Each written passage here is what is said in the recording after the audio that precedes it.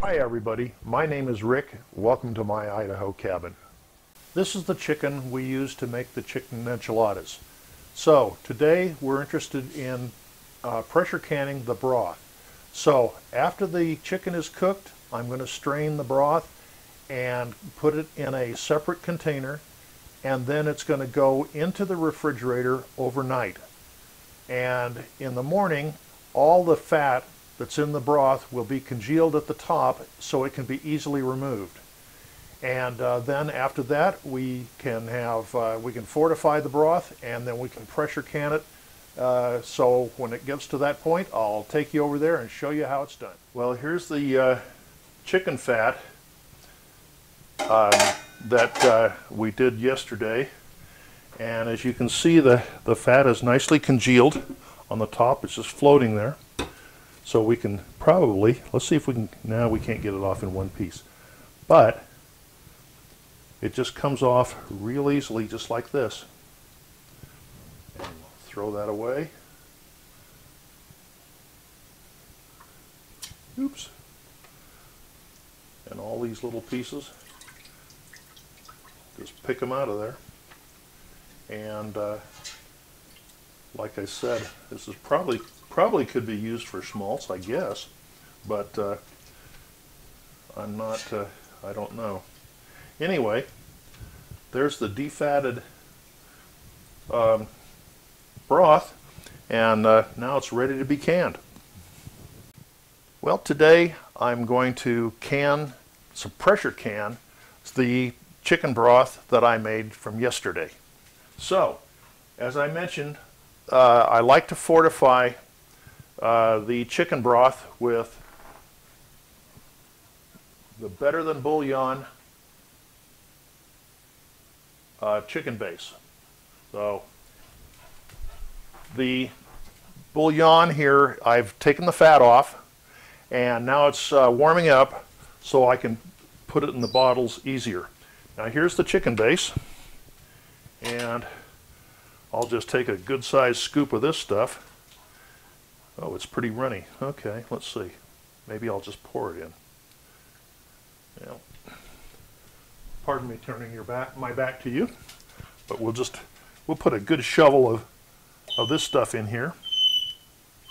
And there's Smokey sounding off, making like a smoke alarm. Anyway, we'll stir that around in there and let it do its thing. And then when that comes up to temperature, then we'll put it, I'm using pint-sized bottles today, and we'll put those in the canner. I have no idea how much this is going to make, but it looks like probably 7 or 8 pints of chicken broth. So that's kind of cool. So when I get ready to put them in the bottles or in the mason jars, then I will come back to you.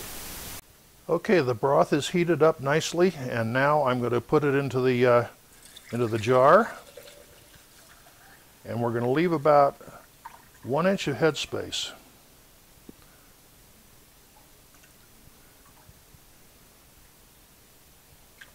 Right about to the bottom of the ring there. And because this is chicken fat, I have vinegar, and I'm going to wipe the rim with pure vinegar to make sure it's nice and clean, so that there's no problem with the seal.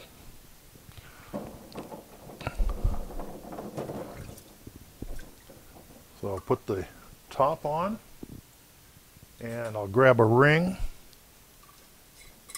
and put that on, and finger tight, and into the All-American 931 canner. So that's how we're going to do it. So when I get the canner full, I'll come back. Okay, I got 7 pints of chicken broth in my canner. That's just the bottom row. This one will This canner is a 931, and I think it'll do 19 pints. But I only have broth for 7, so anyway. Now, remember I told you the vinegar that you wipe the rim of the jars with? Throw that in the canner, and that will keep the deposits off the outside of the glass, keep them cleaner. So, I'm going to put the top on this baby, and we'll start the canning. Okay, the top is on here now, and it's all buttoned up. I've turned the heat up to high, and now I'm just waiting for it to come to a boil and for the steam to start ejecting out of this petcock here. And once the steam starts coming out of here, we'll time it for 10 minutes, and then I'll put the weight on there, and as soon as it comes up to pressure, then we'll start the timer for canning the broth. Well, steam just started coming out of the vent, so now I'm going to set the timer for 10 minutes, and then I'll put the weight on. According to the information I got off the National Center for Home Food Preservation, at my altitude, which is 4,300 feet, and for pint jars, I need to pressure can them at 20 minutes at 15 pounds of pressure. So that's what I'm going to do.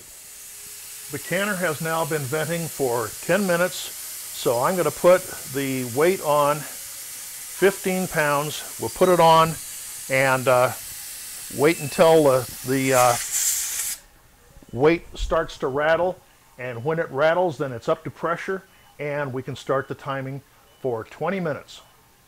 So when that happens, I will be back with you. Okay, the weight just started to rock, so now I'm going to set the timer for 20 minutes, and then when that time is up, I'm going to turn the heat off and just let it depressurize naturally. Well, here's the bonus. 7 beautiful pints of homemade chicken broth.